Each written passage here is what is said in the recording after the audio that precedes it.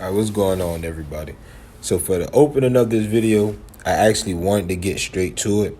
And the reason I wanted to get straight to it is because I don't want to spend too much time on the hieroglyphs, but I have to go over it because that's a main part. That's a main part of it. Now, when you're looking at this particular map, it's easy to become confused when you're looking at it and it says something like Americans. And one thing that people often overlook when they're actually reading this map is, one, the language that the map is written in. They don't know that language or they either ignore it. Number two is there is actually an apostrophe behind the word quote unquote Americans. Now that apostrophe is a contraction. We know that what contractions are. We all adults here. Now, if you don't, a contraction actually shortens a word. Now that word in Dutch is et, but it's shortened to with the contraction, and it means the. So properly translated, it would mean the Americans. Now people will say that it says Tameri, that's the word for Egypt. But if you look at this hieroglyph here, Meri actually means beloved. Ta is in brackets because it's not spoken. There's no bread loaf there. However, there is a newt determinative. Now, the newt determinative is not spoken, even though you may see it says nuet, but it means a town or a city. So you see the meh, with the sound for the meh, you see the ra, which is the open mouth glyph, and the reed, which is the e, meri, so beloved. But they're talking about a land that's beloved. The word land is not spoken. Now, here's an example. Now, the example is in the word Kemet. And when you read Kemet, you see the people back there, they're not spoken. But you still say Kemet. You see the bread loaf glyph for the T. The people are that determinative. Let you know these are the people of the black land. See, Kemet, black land. But you pronounce the T in the bread loaf, but you don't pronounce the Nuet, letting you know this is a city. So the black land is a city. That's pronounced. That's the difference between having a Nuet and not having one, or having the bread loaf and not having the bread loaf. So if you miss that when you miss that contraction, you actually miss everything. So if you mistranslate one word, you actually mess everything up. Here's another example. You have Tui or Tawi. Now, Tawi, land, is pronounced. Tawi means two or multiple, like Tawi Timwi, all Egyptians or all people of the lands or the multiple lands, all people. Tawi, two lands. So you see it still has multiple. Now, you also find this in Taseti, which is for Nubia, which is spoken. That Ta is stated. You also have it in Taseti for the land of Nubia when you have the mountains, right? So the mountains let you know that this is a foreign land. This is a foreign land. Now, the next thing that we will be looking at, I'm going through it because, like I said, I don't want to get stuck on this. When you do look at the translation in Dutch, it comes out and you take away the contraction, it says T American region of Florida. Now, if we properly add that contraction and not overlook it for our own doctrine, it says the American region of Florida. So it doesn't say Tamare, it actually says the Americas. It wouldn't say Tamara, it actually says the Americans. Now, for the culture and for what it's worth, when you look at the map, you see a chief by Tuscaloosa, you see OCALA, right? You see Guale, you see Appalachia, you see the Spanish town of St. Augustine. You have Chief Carlos, and Tuscaloosa and Calusa were cousins. The Alabama spoke the Hichiti Alabama dialect. That was their particular language. But you also have the Tequesta, but it's pronounced Tegesta here. And Ocali, that is what I want to focus on. The reason I want to focus on is that in particular is because when people see someone that looks like them, they tend to want to take their culture. But here is why. Look at this. So this can be found in many texts.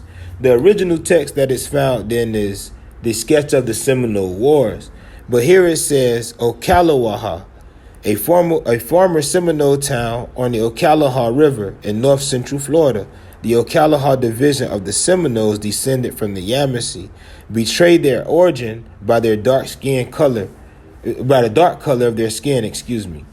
So these people were dark skinned that are on this map, these people they're talking about.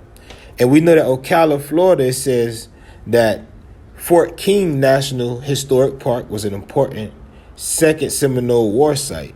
So a part of the Second Seminole War was fought there. This book is Black people are indigenous to the Americas. And in this text, it actually quotes what was quoted before I showed. Now, here's the original in one of the texts, which is this, the sketch of the Seminole War. Now, in the sketch of the Seminole War, it says the same thing. The Ocala tribe of Seminoles are thought to be descendants of the Yemassee, as they are blacker than the other tribes, and the Yemassee are said to have been remarkably dark-skinned. Now, if you read the book, The Yemassee Indians from Florida to South Carolina, it tells you that a lot of these Yemassee were considered Negro and called mulatto. Moreno was one of the terms used also. This is a short reading from the book Carolina Genesis. I often quote this on a couple of my videos, but I would need to put it here too, because it's going to give you some context on the word American. So, the earliest appearance of a variant of the name Amorgaricacan in the land that eventually became the United States is recorded by the Spanish in 1680 as Democracy, a tribal name contained in the title of the Florida mission, El Nombre de Dios de Democracy, which was acknowledged as a Yemassee town located in the Tacoma province of Florida. Swanson applied the name Democracy as the original name of the Yamacraw, and abbreviated form of the name Yemassee appears in South Carolina records as Amasi. So, as we know, G and K are interchangeable, but properly the word American comes from and means the same as Amorgarican, excuse me. Con, we know, means south. But these two things are the same. Now, here's the thing. How could the Dutch have known that the name was Tamaray if the hieroglyphs weren't translated until 1822? That's the question I asked, and that question eventually brought on more questions. So let's give them the answers. So the first question I want to touch on, being that we're dealing with language first, he says, how does messing up a translation mean that Egypt we heard about wasn't in America? The hieroglyphs show animals native to America. Explanation. What we're going to do is, you see my response, but we're going to let people that study law find it. So let's have an Esquire. His name is George Curry.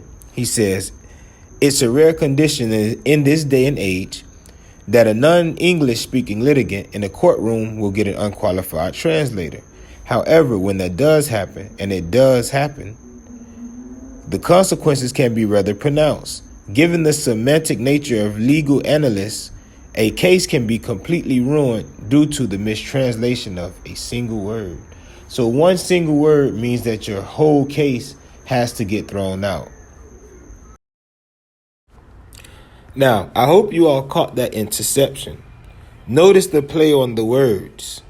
When you get one mistranslation wrong, everything is wrong in the court of law. So we throw all of this out.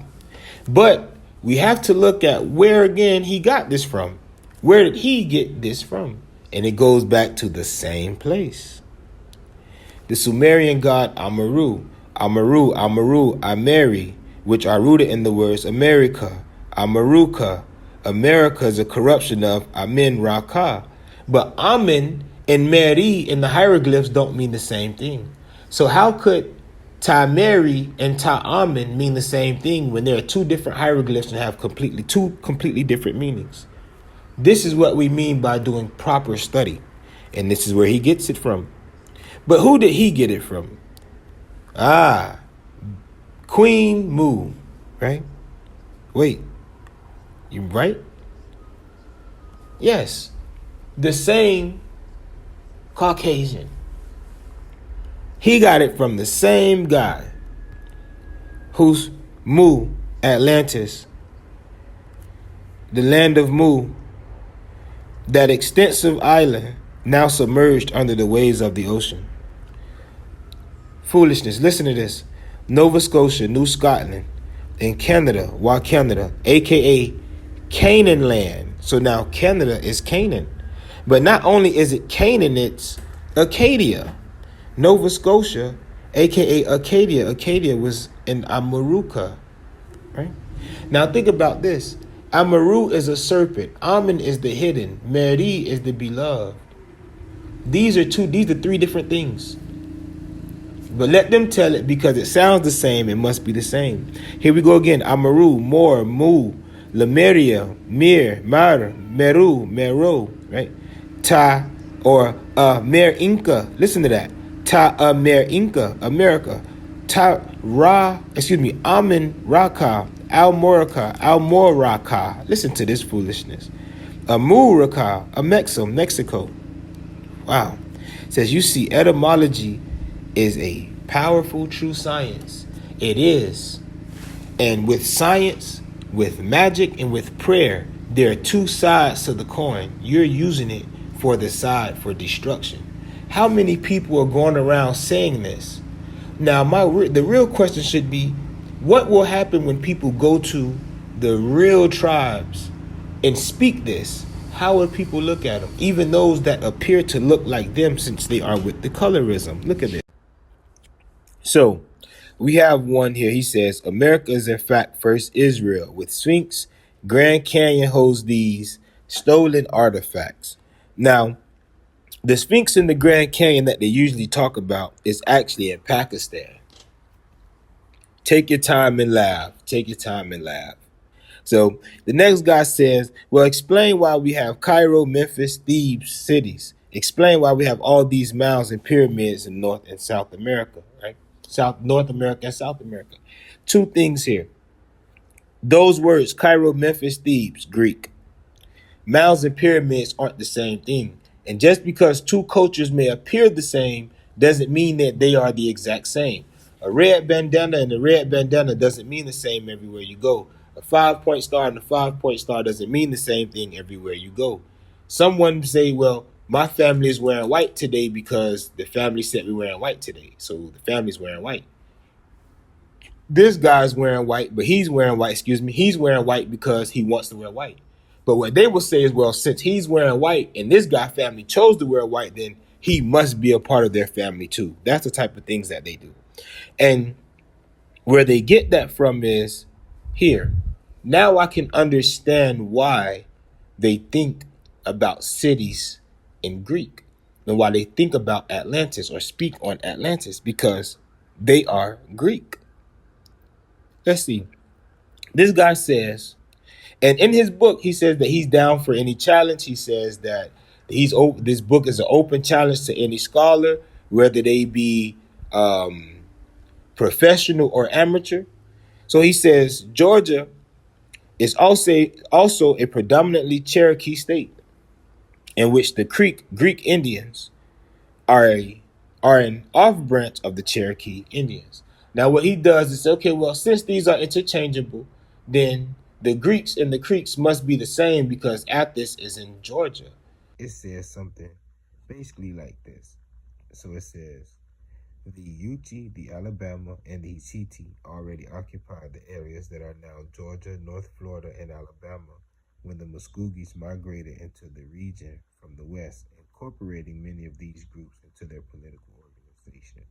So before the Muskogee or the Muskogee Creeks, the Ochese Creeks, before they were even on this side in the southeast, the origin of the Muskogee have just been read to you. So we understand that the Cherokee can't be Muskogee if the Cherokee come from a people that's not Muskogee and the Muskogee come from the west. What we're going to do now is look at the words of a shaman. It's a Cherokee shaman. And the words were taken down, and you're going to read, he refused to fight the Yemassee because they were his ancient people.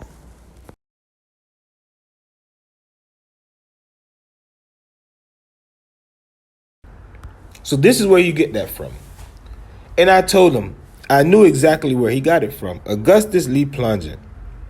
Now, when he was talking, he was saying that these two symbols came together from Greek and the Mayaca, right? We want to say Mayaca. I'm going to tell you where Mayaca comes from. But forming a monogram that reads uk, the Maya word for turtle. Before proceeding with the etymology of the name Mayaca and ... he's going to go forward. Now, he's talking about the land of Mu. Now we got Mayaca and we have Mu. But not only do we have the land of Mu, he ties in what? Atlantis. Because the land of Mu was his nickname or a name that was now going to be being used for Atlantis. Mayaca, the land of shoots. So, being that I've studied and talked to the right people, I know where he gets it from. So in this book, The Yemassee Indians, Florida to South Carolina, if you go to the index that says Yemassee towns in La Florida, one of those towns in La Florida was or is Mayaca. Now I'm also going to show you on the cover of the book where it is, but it's actually in the masculine dialect, so it'll be Mayaco. So these particular people, the Mayaca, but who actually lived in the town Mayaca, right? This is a great question. Who actually lived in the town Mayaca? So let's read real quick right here. What do they say about the Yemassee? It says, Friar Juan Cristamo, a friend of the friar who had carried off the bells, volunteered some years later that the Yamassees of Mayaca were an abominable, unreasonable nation who would not settle down and plant, and that Friar Bartholomew had made himself sick trying to chase them down. Chase them down. If they were running away, that would make them Seminoles. So now we're putting all this together. Don't worry about that. I just threw you a bone, right? But the Yemassee of Mayaca, they were an unreasonable nation. So these weren't just a tribe of people. This was a nation of people. Here we go again with, they have news from Mayaca, but we're talking about a particular town of people. Yeah. Here we go again when it talks about the Tacoma, that they were on an expedition against the rebels of Mayaca, not the Yemassee. But remember, but later occupants. Let's not forget that. Not the Yemassee, but later occupants. So the Yemassee were there before a later people who were already documented being there. Now this guy says, if you're going to delete my comments because you're wrong, then delete your post. Look at his next comment. My bad, I didn't see all my comments. Just as you didn't see that apostrophe or ignored the apostrophe, you didn't see or ignored your comments. So now looking at the map, this map is the map that the quote unquote Tamarayan map was created off of. Now in this map, being that the author is Spanish, it's La Florida. Used to say Florida. Now this is the whole of the southeast. On this map, you still have Tequesta, you have Carlos, you have Tuscaloosa, you have different groups. You still have these different groups. You still have Appalachia. Now, this particular map was made in 1657. This map is what it says this map is intended to illustrate the expedition of Ferdinand de Soto in 1534. So this is the map. This is the supposed map, a makeup of his supposed or proposed map. Now, here's the question. I'm going to sit this here. How could the map say Tamarayans and mean the beloved land in 1701 if the Egyptian hieroglyphs weren't translated until 1822? The Rosetta Stone was found 1719. Look, y'all go Google on your own and come back and tell me, when was the Rosetta Stone cracked? When did they crack the glyphs? If they cracked it then, at what time did those people have knowledge of what the Egyptians were calling America if they hadn't known the language of the Egyptians, right? So now we know where that comes from.